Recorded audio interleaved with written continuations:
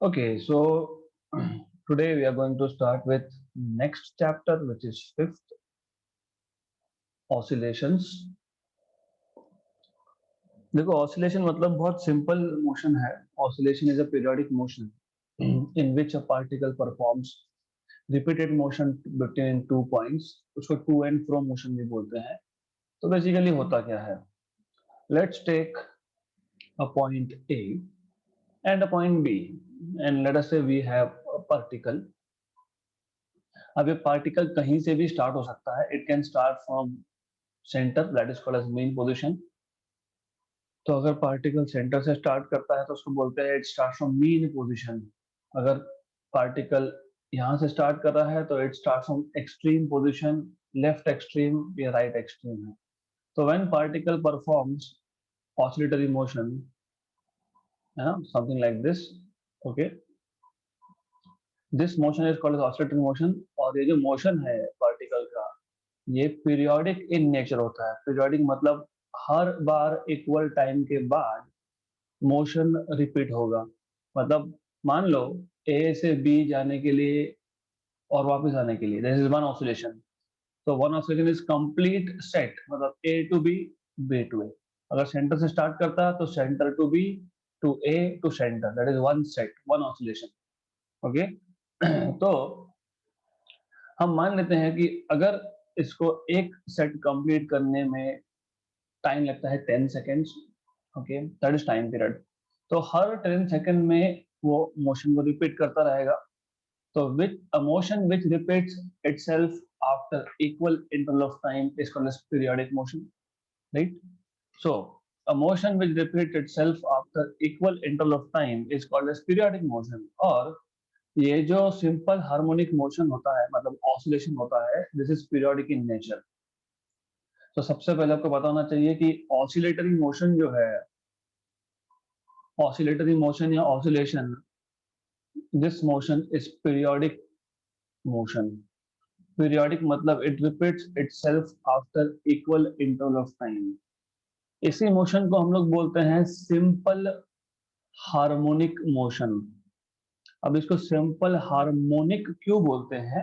क्योंकि जब हम देखेंगे आगे जाके, जब हम इस मोशन के इक्वेशन लिखेंगे, इक्वेशन मतलब जब हम डिस्प्लेसमेंट, वेलोसिटी और एक्सेलरेशन लिखेंगे, तो डिस्प्लेसमेंट, वेलोसिटी और एक्सेलरेशन में या साइन आएगा या कॉस आएगा.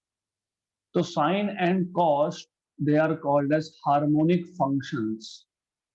तो साइन और कॉस जो है ये हार्मोनिक फंक्शंस होते हैं. क्योंकि ऑसिलेशन में, ऑसिलेटरी मोशन में डिस्प्लेसमेंट, वेलोसिटी और एक्सेलरेशन में साइन या कॉस आता है, इसलिए इसको हम लोग बोलते हैं harmonic motion.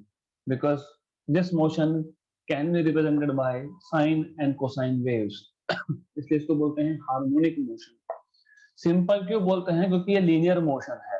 Because the particle is moving along a straight line, it is performing oscillations along a straight line, इसलिए इसको बोलते हैं सिंपल हार्मोनिक मोशन. सबसे पहले तो ये बताना चाहिए था why it is called simple harmonic. Because displacement, velocity and acceleration will always contain sine और कोसाइन फंक्शन. अब डिटेल डिस्कस करने से पहले let us take a very simple example. और डेफिनेटली कोई भी टाइप का मोशन हो, वो सिंपल हार्मोनिक हो, सर्कुलर हो, whatever motion it is, उसको मैथमेटिकल इक्वेशन से रिप्रेजेंट करना पड़ता है. तो लेट्स से हमारे पास यहाँ पे एक टेबल है. This is top of table. और वी हैव अ स्प्रिंग.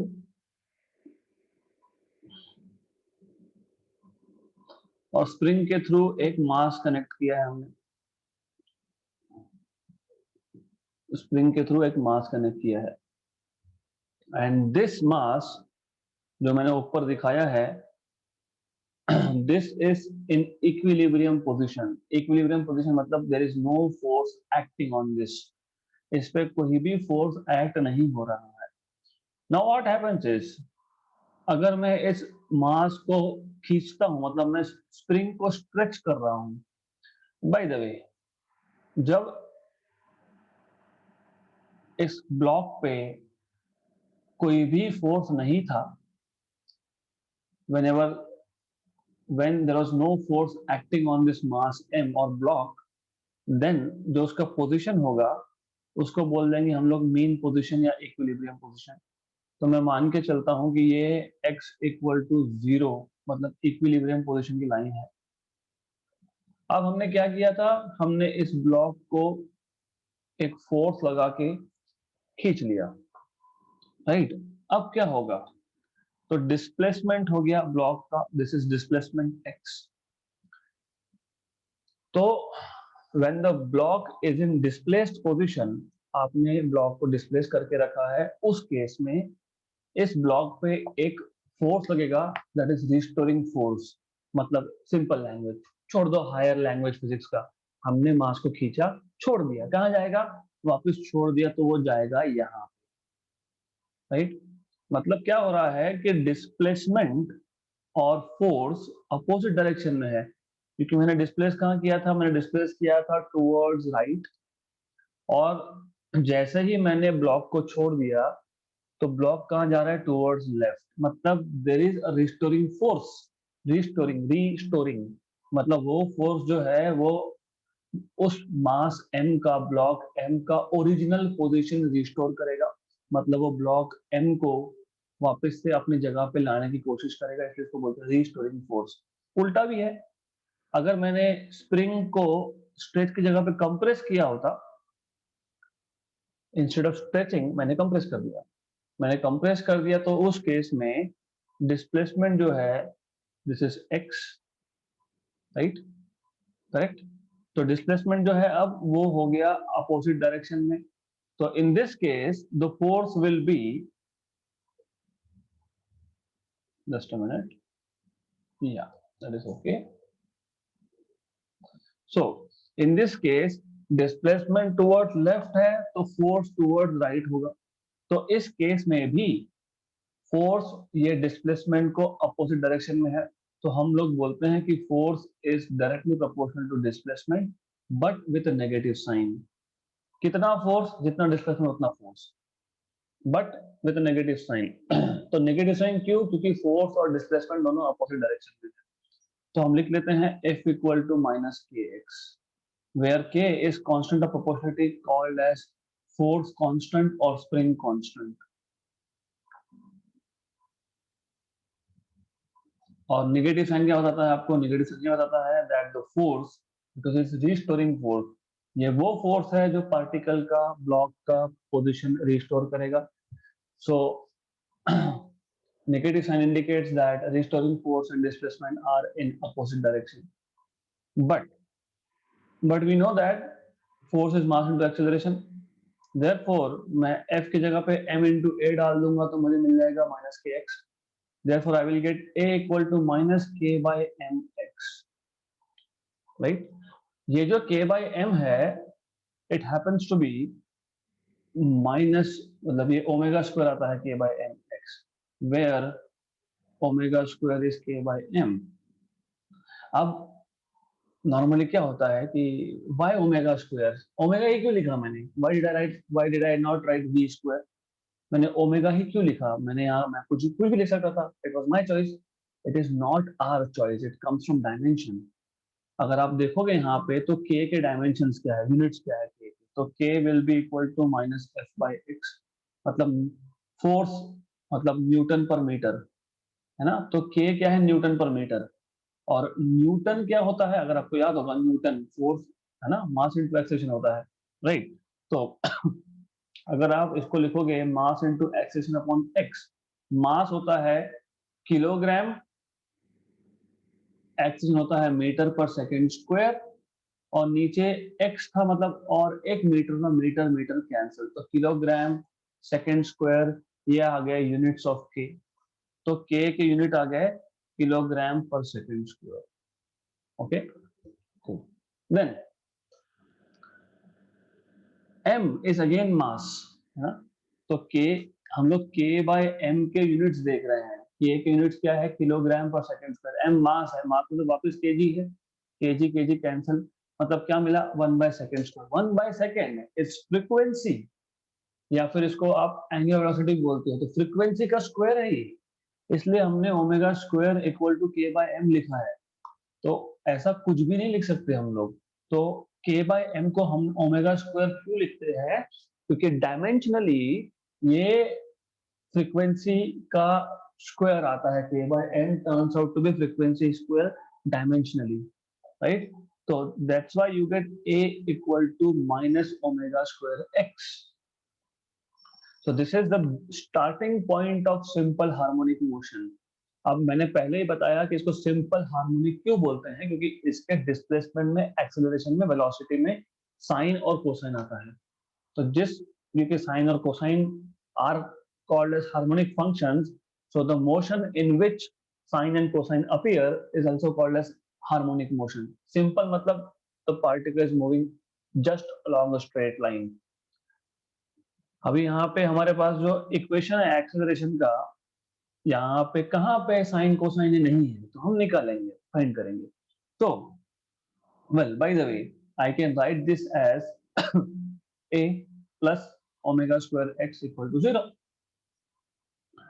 अभी अभी मैंने बताया कि ओमेगा जो स्क्वायर था वो था के बाय एम, है एक्स इक्वल टू 0।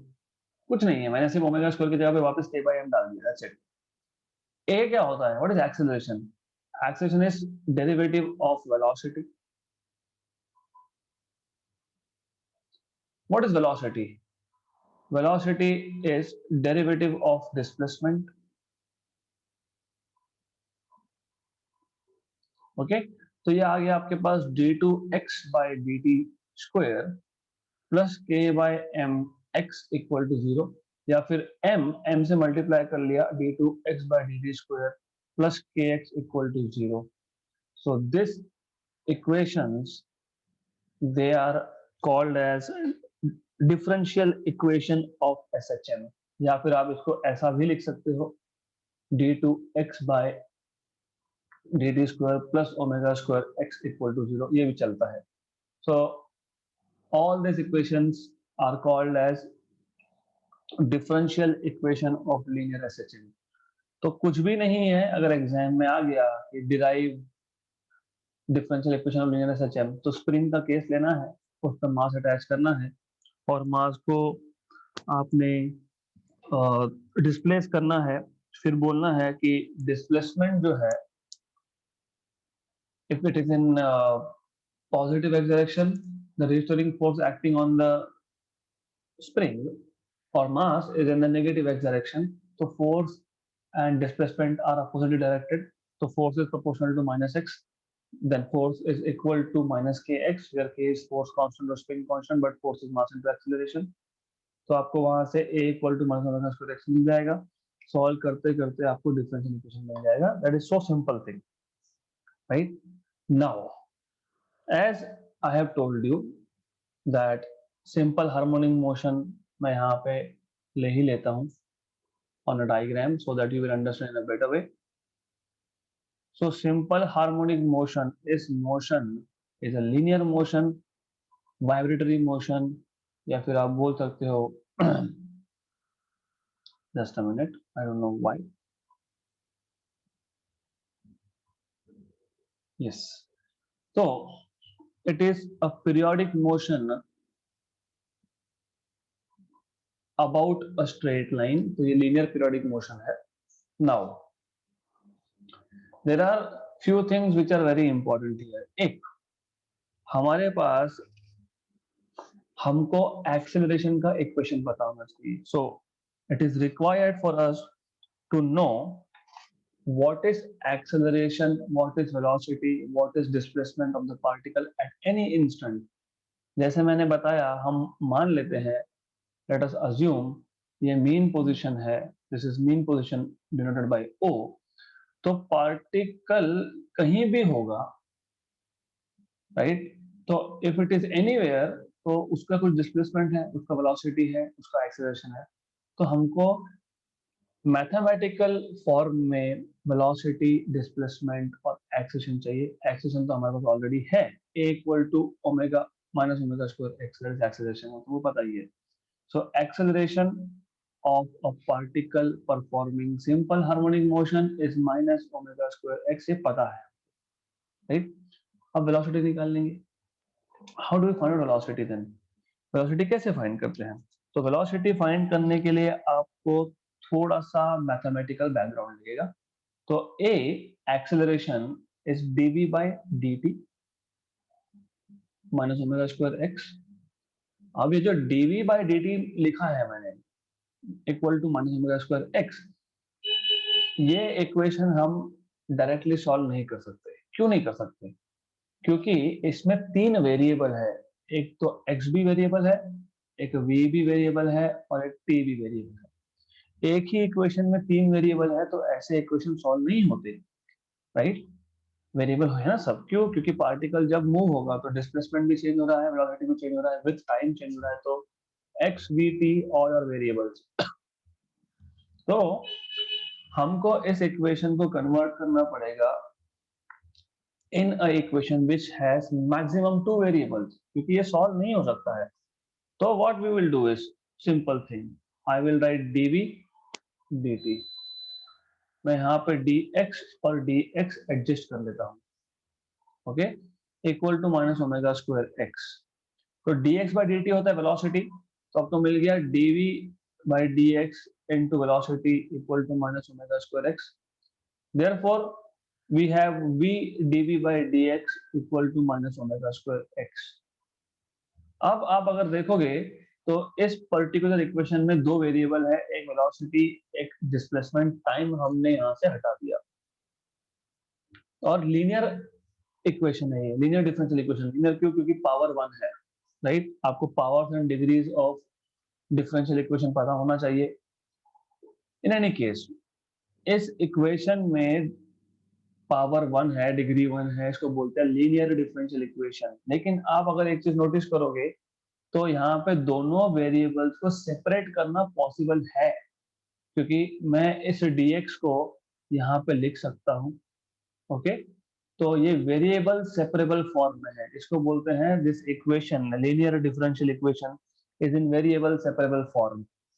तो वेरिएबल सेपरेबल फॉर्म अप्लाई करके v dv equal to minus omega square x dx आ जाएगा. Then we will integrate. अब हम उसमें इंटीग्रेट करेंगे. तो ये एक स्टैंडर्ड प्रोसीजर होता है लीनियर डिफरेंशियल इक्वेशन सॉल्व करने का. लीनियर डिफरेंशियल इक्वेशन अगर वेरिएबल सेपरेबल फॉर्म में है, मतलब एक वेरिएबल एक साइड पे, दूसरा वेरिएबल दूसरी साइड पे अगर आप ला सकते हो तो पहले लाओ फिर इंटीग्रेट करो.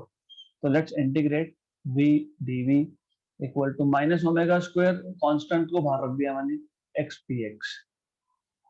Now there are two ways of solving. इसको दो तरीके से सॉल्व किया जा सकता है. अब मैं दोनों बता देता हूं आपको. एक हम एज इट इज ले लेंगे v dv equal to minus omega square x dx, right. दूसरा हम बोलेंगे कि वेलोसिटी 0 से मैक्सिमम होगी, मतलब डायरेक्टली लिमिट्स डाल देंगे यहीं पे. माइनस ओमेगा स्क्वायर डिस्प्लेसमेंट भी 0 से मैक्सिमम होगा. That is one thing. तो ये एक मेथड होता है where you predefine limits. Limits का मतलब क्या? सिंपल लॉजिक है. मोशन पे ध्यान रखो. Motion mean particle mean position से स्टार्ट होगा या कहीं से भी स्टार्ट होगा. वेलोसिटी डिफरेंट होता है बी और ए पे.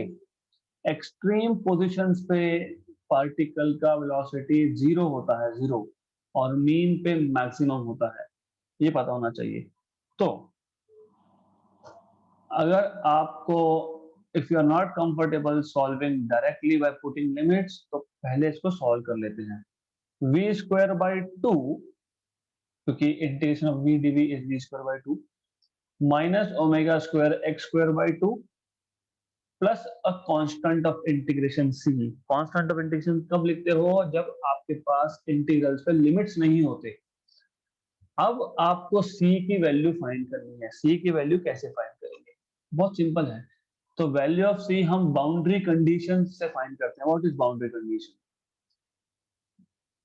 बाउंड्री कंडीशन क्या होती है? बाउंड्री कंडीशन ये होती है कि एक्सट्रीम पोजीशन पे पार्टिकल के साथ क्या हो रहा है. इमेजिन ये पार्टिकल कोई और नहीं, आप खुद हो, and you are walking inside a room, है ना? अब आप जब बी पॉइंट पे हो, आपको वापस जाना है टर्न लेके मतलब 180 डिग्री से टर्न लेना है, यू टर्न लेना है, तो रुकना पड़ेगा पहले। So when you are at extreme position or when the particle performing oscillation is at extreme position, it has to stop because momentum को reverse होना है, velocity को reverse होना है। मतलब B पे और A पे particle रुकता है momentarily, रुकता है मतलब velocity zero होता है। And by the way, yeah, I'm sorry for this, something came in between. Anyways, and you need to understand this कि ये जो मैक्सिमम डिस्प्लेसमेंट है, maximum displacement from mean position को हम लोग बोलते हैं एम्पलीट्यूड, और मैं एम्पलीट्यूड को कैपिटल ए से डिनोट करने वाला हूं, राइट? तो बाउंड्री कंडीशन क्या है? बाउंड्री कंडीशन ये है कि at x equal to plus minus a, जब जब पार्टिकल प्लस ए मतलब बी पोजीशन पे होगा, या फिर माइनस ए मतलब ए पोजीशन पे होगा, राइट? तो उस केस में पार्टिकल को स्टॉप लेना पड़ेगा, मतलब at X equal to plus minus A v is zero, velocity is zero, right? Good. So you have to put this conditions in equation number 1. तो velocity is zero कहाँ पे? Plus minus ए, लेकिन plus और ए minus ए का square ए square ही आएगा, तो by two equal to सी। तो सी मिल गया आपको omega square A square by to.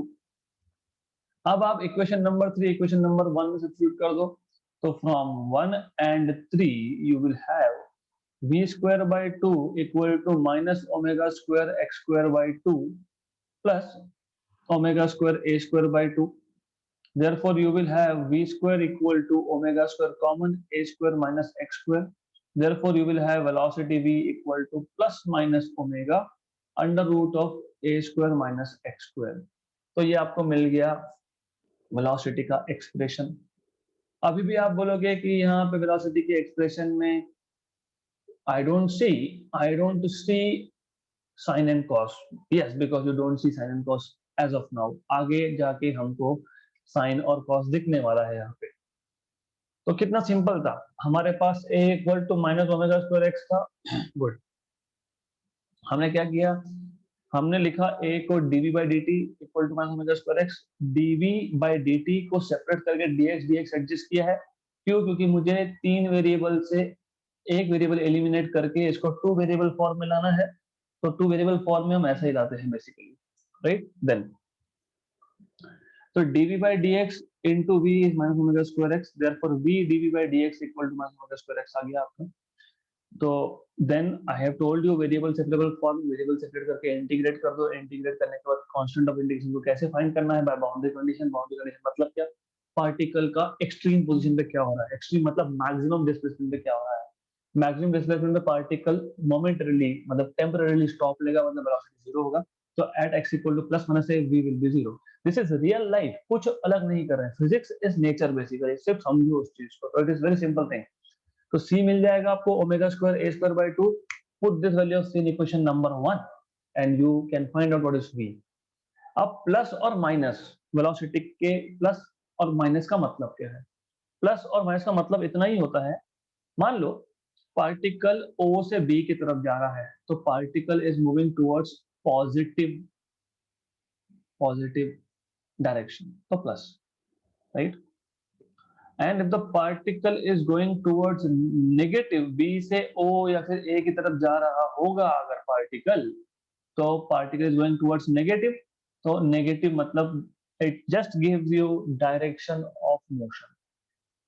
तो प्लस मतलब left to right, to in motion is in the positive x direction, and minus मतलब motion is in the negative x direction. तो I can take just positive value of v, मैं सिर्फ magnitude ले लेता हूँ। Now हमारे पास acceleration का equation आ गया माइनस ओमेगा स्क्वायर एक्स, हमारे पास v का इक्वेशन आ गया omega under root of a square minus x square. क्या बचा? x। हमें अब डिस्प्लेसमेंट का इक्वेशन चाहिए, तो क्या करेंगे? वापस से हमको आपको basics you should know, basics should be very strong. Velocity क्या है? dx by dt, right? Omega under root of a square minus x square. Okay, वापस से वेरिएबल सेपरेबल फॉर्म है ये, यस, क्योंकि दो वेरिएबल है x और t, और दोनों वेरिएबल को सेपरेट कर सकते हैं, यस कर सकते हैं, तो let us separate it. So I will be writing this as dx upon under root of a square minus x square equal to omega dt. फिर हम लोग कर देंगे इंटीग्रेट, और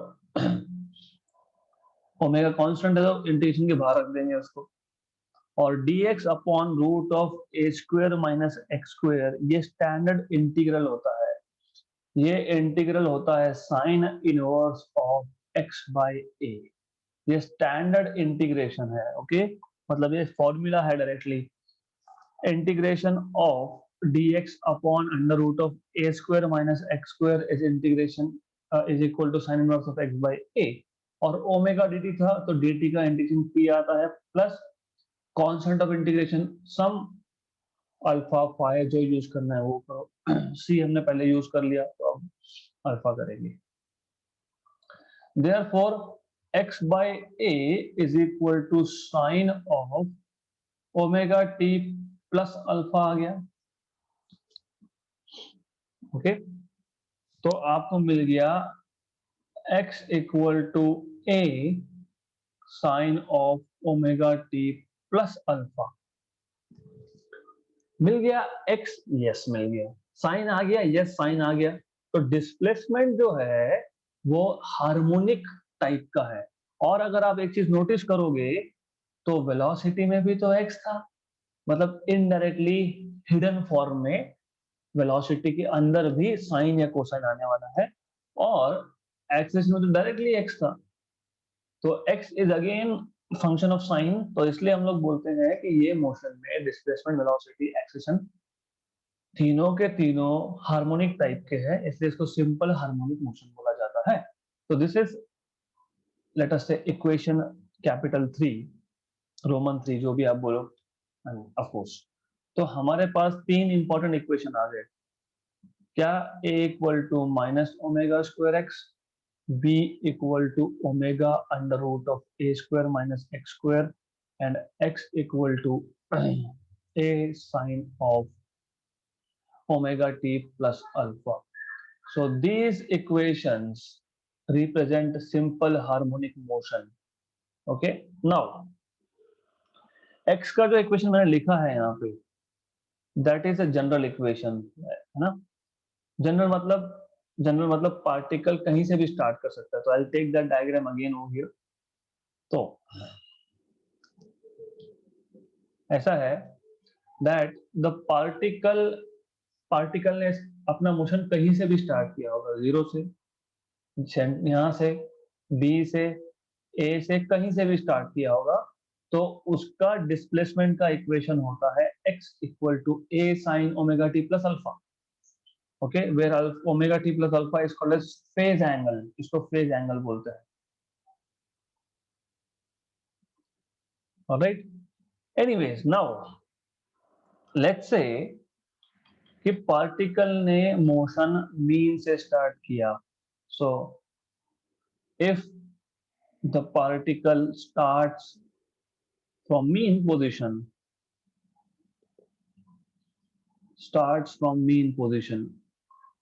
मीन पोजीशन से स्टार्ट करने का क्या मतलब होता है? मीन पोजीशन से स्टार्ट करने का मतलब ये होता है कि at time t equal to 0, कि स्टार्टिंग पॉइंट है, मतलब मैं उस पॉइंट से मेजर करूंगा, मतलब टाइम 0 सेट करना पड़ेगा पहले. तो at time t equal to 0, x equal to 0, क्योंकि पार्टिकल ने मोशन मीन से, मतलब x इक्वल टू 0 से, सेंटर से स्टार्ट किया है. तो ये at t equal to 0, x equal to 0, मैं ये इक्वेशन नंबर 3 में सब्स्टिट्यूट करूंगा. तो x की value 0, a sine omega t की वैल्यू 0 प्लस अल्फा, मतलब 0 equal to a sine alpha, और ये a यहाँ पे डिवाइड करके 0 हो जाएगा, मतलब साइन अल्फा की वैल्यू 0 मिलेगी, मतलब अल्फा की वैल्यू मिलेगी 0 इटसेल्फ, क्योंकि साइन 0 0 कब होता है? जब अल्फा एंगल की वैल्यू 0 होती है तब। Sine of alpha is 0 when alpha is 0। तो जब पार्टिकल मीन पोजीशन से स्टार्ट करेगा, x equal to a sine omega t ऐसा लिखेंगे हम लोग। क्यों? क्योंकि प्लस अल्फा था लेकिन अल्फा तो 0 हो गया when the particle starts from mean position. तो equation of displacement of particle starting its motion from mean position is x equal to a sine omega t. Now, if the particle starts its motion from extreme position, extreme मतलब extreme का मतलब ये होता है कि या तो B से स्टार्ट किया या फिर A से स्टार्ट किया, कहीं से भी स्टार्ट किया। Okay, so let's see what happens in that case. So if the particle starts from extreme position, इसका मतलब ये that at x equal to at t equal to 0, initially the particle was at either plus a or minus a. तो मैं वो values x equal to a sine omega t में डालने वाला हूँ। ओमेगा t, t की value 0 plus alpha, x की value plus या माइनस a होगी, plus a minus a, nothing. मतलब आपको कंफ्यूजन हो रहा होगा तो फिर मैं what I'll do is I'll just copy this equation and then तो हमारे पास x का इक्वेशन ये था, है ना, a sine omega t plus alpha. तो at t equal to 0 we have x equal to plus minus a। तो बस वही किया है, x की वैल्यू प्लस माइनस a डाली है और t की वैल्यू 0 डाली है। a कैंसल, मतलब आपको मिल जाएगा sine of alpha equal to इधर प्लस 1 और माइनस 1। तो दोनों में से एक वैल्यू यूज कर सकते हो आप, जो भी यूज करो। अगर आप बोलोगे साइन अल्फा इज प्लस 1 और साइन अल्फा इज माइनस 1, तो जब साइन अल्फा प्लस 1 लोगे तो अल्फा की वैल्यू पाई बाय 2 आएगी, या फिर माइनस लोगे तो अल्फा की वैल्यू 3 पाई बाय 2 आएगी। If you put any of this values in any case you will get, मैं ये वैल्यू पाई बाय 2 मैं यहाँ पे सब्स्टिट्यूट करने वाला हूँ, तो I will get x equal to a sine of omega t plus pi by 2। मतलब ये आ गया आपका x equal to a sine of pi by 2 plus theta, sine of pi by 2 plus theta is cos theta, तो a cos omega t। मतलब जब जब particle अपना मोशन एक्सट्रीम पोजीशन से स्टार्ट करेगा, I will have to take x equal to a cos omega t as the equation for displacement, right? Good. Okay, now we have to look at maximum values of everything: displacement, velocity, acceleration. So maximum and minimum values, तो maximum और minimum values क्या है वो देख लेते हैं। तो logically it is simple, maximum value of displacement is either plus or minus a and minimum value is of course 0. Similarly velocity का केस अगर आप देखोगे, Vmax, वैसे बाय द वे जो मैंने आपको बताया था वो हम अभी प्रूव करेंगे। अगर आपको याद होगा v equal to omega under root of a square minus x square था। मैंने बोला था कि जब जब पार्टिकल एक्सट्रीम पोजीशन पे आएगा, मतलब जब जब पार्टिकल b पे आएगा तो वेलोसिटी 0 हो जाएगा। तो b पे x की वैल्यू क्या आ रही है? कैपिटल A, है ना। At extreme position, at extreme position, extreme position पे क्या हो रहा है? एक्सट्रीम पोजीशन पे x की वैल्यू प्लस या माइनस ए होगी, therefore v will be minimum. क्यों मिनिमम? देखो omega under root of a square minus x is again a square, तो 0। तो एक्सट्रीम पोजीशन पे velocity of the particle performing simple harmonic motion will be 0। और at mean position क्या होगा? Let's see. At mean position, what is going to happen at mean position? It is simple thing, मतलब at x equal to 0, तो v is omega under root of a square minus 0, मतलब under root of a square into omega, मतलब a omega. और ये होता है maximum value. मतलब अब you have to make a picture in your brain. हो क्या रहा है? हो ये रहा है दैट पार्टिकल का वेलोसिटी एक्सट्रीम पे 0 है, बढ़ते जाएगा मीन पे मैक्सिमम में, फिर कम होगा कम होगा कम होगा, फिर वापस बढ़ते जाएगा कम होगा, मतलब मीन पे is maximum, then again it will go on decreasing. 0 increasing maximum, then decreasing. 0 increasing maximum at centre, then starts decreasing. क्यों? Restoring force. Restoring force is towards mean position. तो जब पार्टिकल एक्सट्रीम से mean की तरफ आ रहा था, उसकी velocity क्यों बढ़ रही थी? क्योंकि रिस्टोरिंग फोर्स टुवर्ड्स मीन है, तो रिस्टोरिंग फोर्स वो खींच रहा था, रिस्टोरिंग फोर्स ऑफ पुलिंग। जैसे ही मीन क्रॉस हो गया, अब पार्टिकल जो है वो मीन पोजीशन से दूर जा रहा है, मतलब it is moving against restoring force. तो ऑफ कोर्स रिस्टोरिंग फोर्स जो उसको रोकने की कोशिश करेगा। This is how you have to imagine. Okay, ये समझ गया तो everything is all clear. Now we know a equal to minus omega square x at extreme.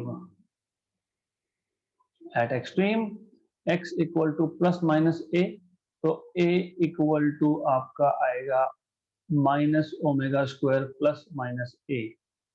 तो मैक्सिमम वैल्यू आपकी आएगी एक्सट्रीम पे, which will be minus plus omega square a। Okay, और at mean position x equal to 0, तो a equal to 0, क्योंकि omega square x है, जब x की वैल्यू 0 तो a की वैल्यू 0। तो minimum value of acceleration is basically at the center, at the mean position, and maximum value of acceleration is at extreme position. Now sometimes students get confused here।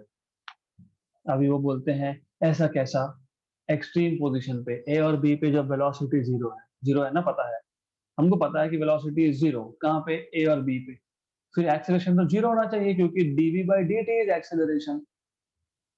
Velocity 0 है तो फिर acceleration maximum कहाँ पे है? 0 होना चाहिए। Well, you forget here that velocity is vector, acceleration is a vector.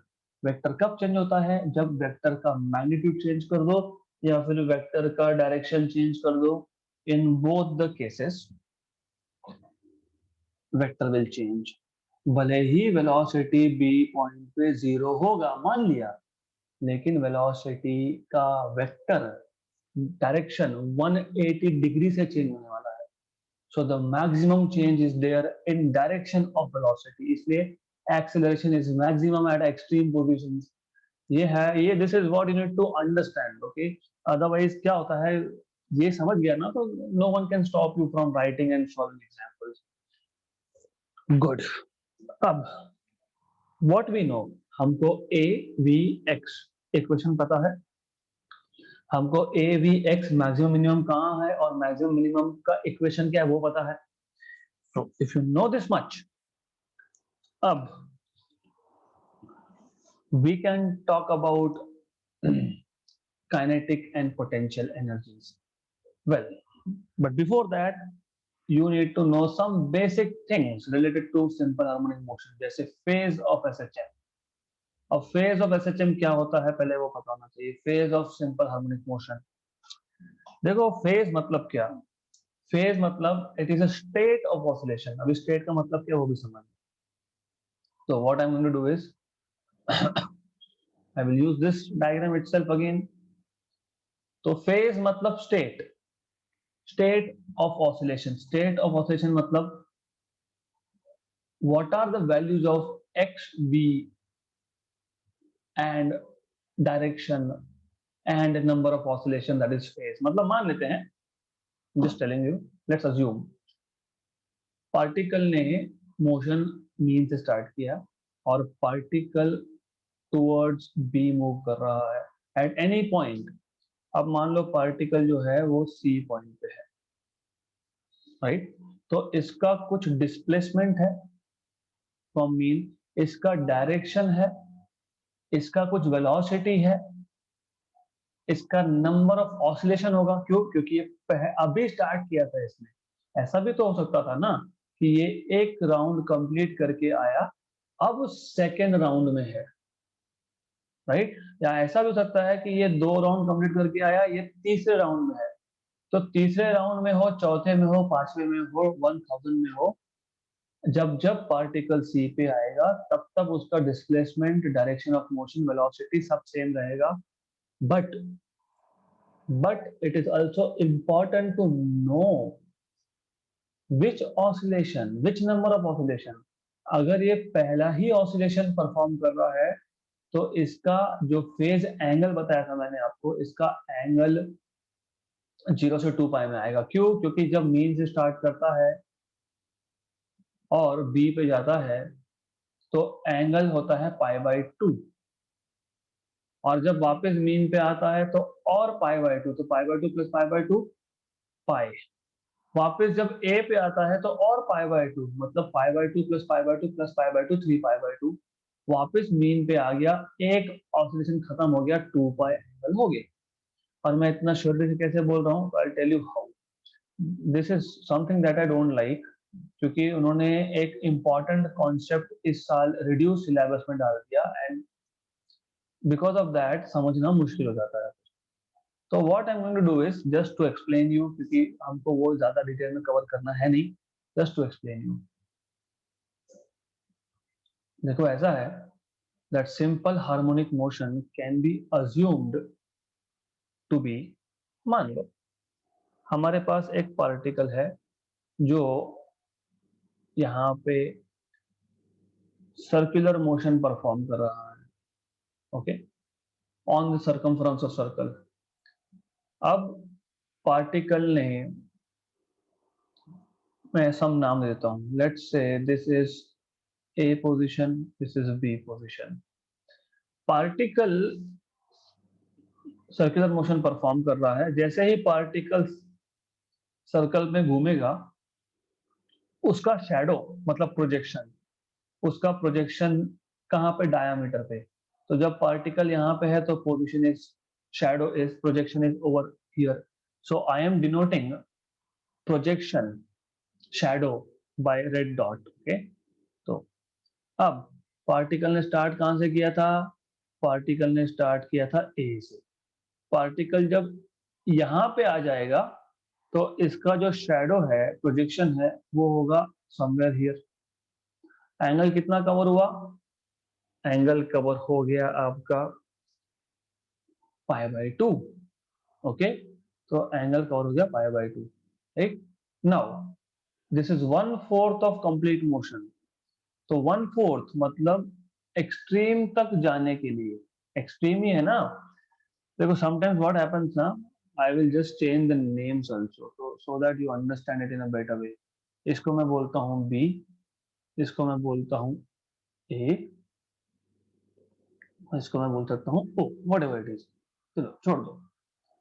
आपको ये तो पता है कि अगर मैं यहाँ पे एक कोऑर्डिनेट एक्सिस एसोसिएट कर दूं, if I put a coordinate axis over here, तो एटलीस्ट यू नो दैट जब पार्टिकल यहाँ पे था तो x की वैल्यू 0 थी, मतलब particle is at mean position, है ना।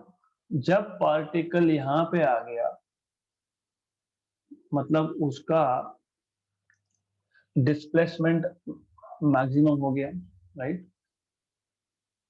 आई need to tell you in many different ways to understand this, नहीं तो कंफ्यूजन हो जाएगा सारा।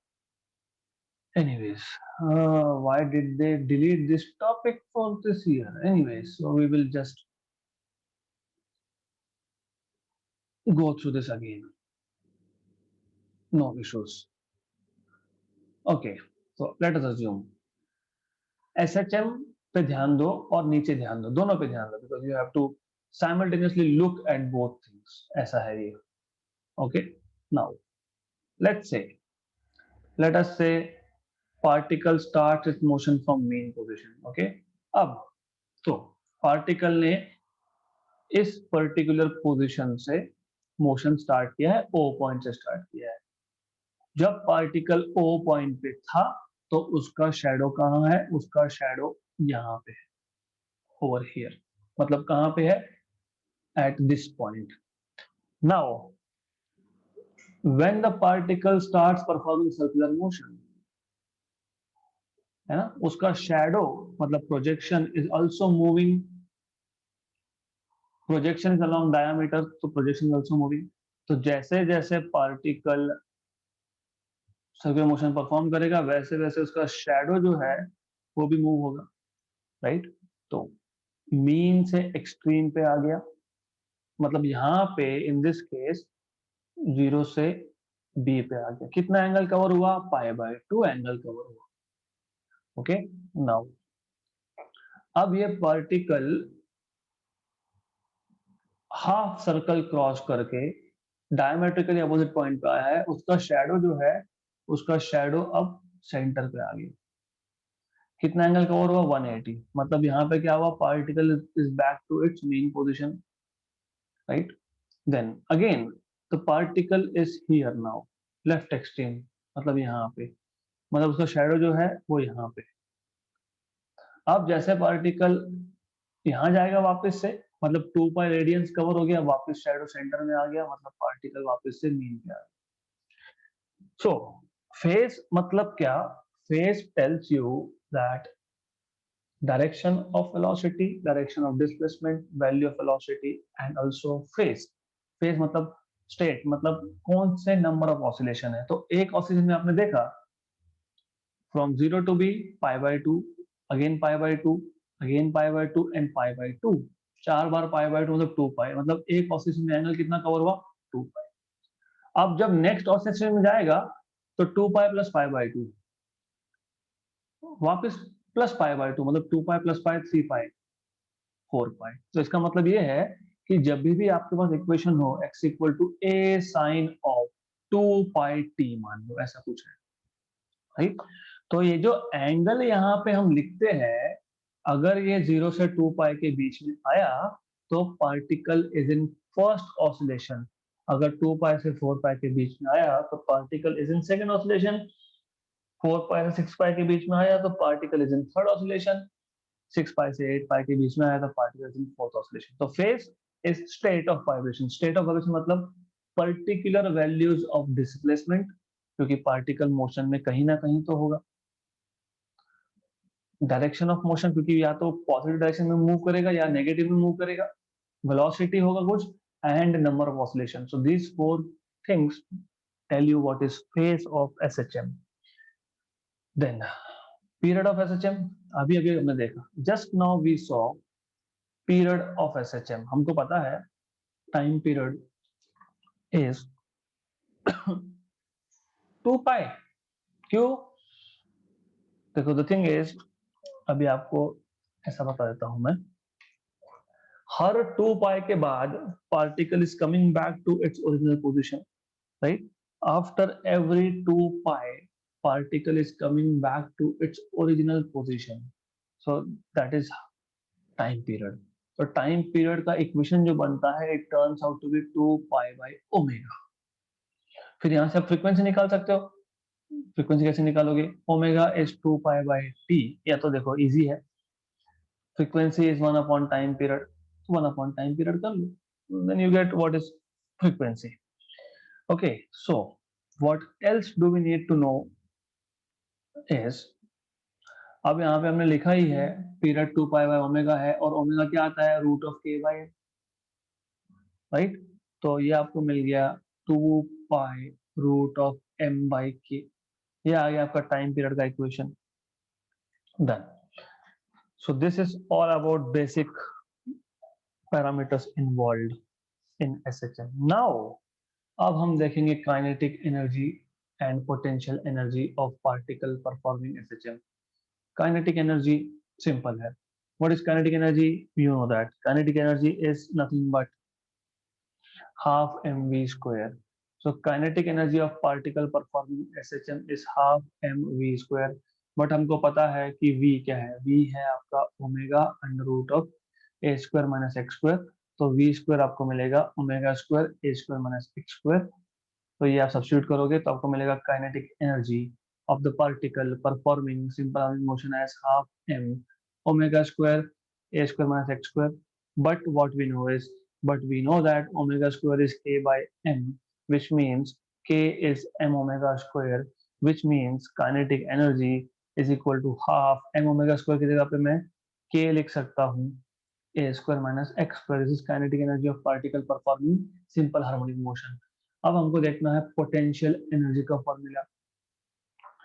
पोटेंशियल एनर्जी आप किसी भी फिजिक्स के टॉपिक में पढ़ रहे हो, it always comes from work done. ये समझ लो, इलेक्ट्रोस्टैटिक हो तो वर्क डन, ग्रेविटेशन हो तो वर्क डन, ऑक्सीजन है तो वर्क डन, इलास्टिसिटी जिसमें आप एक वायर को स्ट्रेच करते हो उसमें भी वर्क डन, सरफेस टेंशन में भी, सरफेस टेंशन में मॉलिक्यूल्स बीकर के कंटेनर के बॉटम से ऊपर जाते हैं ग्रेविटी के अगेंस्ट, तो वर्क डन होता है और वो वर्क डन स्टोर होता है इन the form of potential energy. तो यहाँ पे भी कुछ नया नहीं है, यहाँ पे भी एग्जैक्टली सेम चीज है. तो कैसे? तो लेट अस से हमारे पास एक पार्टिकल था which was performing simple harmonic motion. Okay, already वो एक्स डिस्प्लेसमेंट पे है, right? So the particle performing SHM is at point C. जब हमने मेजरमेंट चालू किया तब C पे था. We know that the force acting on this particle when it is at position C is minus kx, क्योंकि रिस्टोरिंग फोर्स होगा. Good. अब हमको इस पार्टिकल को एक स्मॉल डिस्प्लेसमेंट से आगे लाना है. मतलब what I want to do is I want to displace this particle further by displacement dx against restoring force. देखो डिस्प्लेसमेंट का डायरेक्शन था ये और फोर्स का डायरेक्शन है अपोजिट, है ना, इसलिए माइनस साइन आया था. अब हमको पार्टिकल को dx से डिस्प्लेस करना है against restoring force. Restoring force के अगेंस्ट करना है तो वर्क डन करना पड़ेगा. So to move the particle by small displacement dx against the force, the work done is given by minus f dx. क्यों? वर्क डन का definition क्या है? Force into displacement minus q, because the work is done to move the particle against restoring force. तो ये आ गया minus of minus k x d x, मतलब ये आ गया आपका के एक्स डी एक्स. तो work done is k x d x. पर ये वर्क डन किसके लिए है? ये वर्क डन है to move the particle by small displacement D x, small displacement के लिए. अब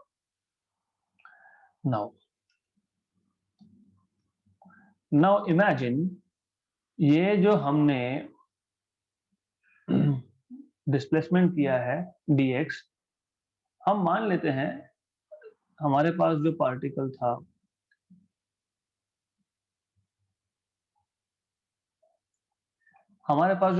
था उसने मोशन स्टार्ट किया मीन से, उसका डिस्प्लेसमेंट हुआ dx, मतलब small amount of displacement dx. Okay, फिर वापस हमने डिस्प्लेस किया बाय dx और dx से डिस्प्लेस किया उसको हमने अगेन dx, देन वापस हमने इसको डिस्प्लेस किया बाय dx dx. ओके, तो द थिंग इज हर बार जब dx dx dx से हम डिस्प्लेस कर रहे थे पार्टिकल को तो हर बार वर्क डन हुआ होगा. हर बार कितना वर्क डन हुआ होगा? tw. तो अगर मुझे टोटल वर्क डन निकालना है to displace the particle from 0 to x, total displacement is x, dx plus dx plus dx plus dx मिलके x हो गया. तो total work done is obtained by integration. Total work done to move the particle from 0 to x is integration kx dx. k constant है, x dx over 0 to x. और आपको पता है x का इंटीग्रेशन होता है x square by 2 from 0 to x. तो ये वर्क डन आ गया आपका k x upper limit minus lower limit solve करने के बाद आपके पास मिल गया हाफ के एक्स स्क्वायर. ये वर्क डन था to move the particle against the restoring force. Work done कहाँ गया? एनर्जी है, work done is energy, energy can neither be created nor be destroyed. तो कहाँ गया? It is stored in the form of potential energy. right? So this work done is nothing but potential energy, half kx square. Okay. So what we saw today is kinetic energy is half k a square minus x square and potential energy is half k x square. तो overall summary आज हमने क्या क्या किया? आज हमने simple harmonic motion क्या है, उसको हार्मोनिक क्यों बोलते हैं, फिर हमने उसका एक्सेशन का इक्वेशन निकाला, हमने उसका डिफरेंशियल इक्वेशन देखा, then we went and derived equation for velocity, ये then we went and derived this equation of displacement, then we saw कि displacement का equation x equal to a sin omega t आता है if the particle starts from mean position और x equal to a cos omega t आता है if the particle starts from extreme position. फिर हमने minimum और maximum value देख लिया डिस्प्लेसमेंट वेलोसिटी और एक्सीलरेशन की. Then we saw what is phase. Phase का मतलब सिंपल है, क्योंकि ये रिपीटेड मोशन है, बार बार मोशन रिपीट हो रहा है, तो एट एनी इंस्टेंट पार्टिकल का displacement, direction of motion, velocity और कौन से नंबर के ऑसिलेशन में है, that is phase, because it gives you complete information about the particle. फिर हमने काइनेटिक एनर्जी का इक्वेशन डिराइव किया, फिर हमने पोटेंशियल एनर्जी का इक्वेशन डिराइव किया, and that's it. Tomorrow we are going to see total energy, and also we are going to plot graph of potential and kinetic energy, and few more topics that are remaining will be taken in the next session. So we'll stop here for the day.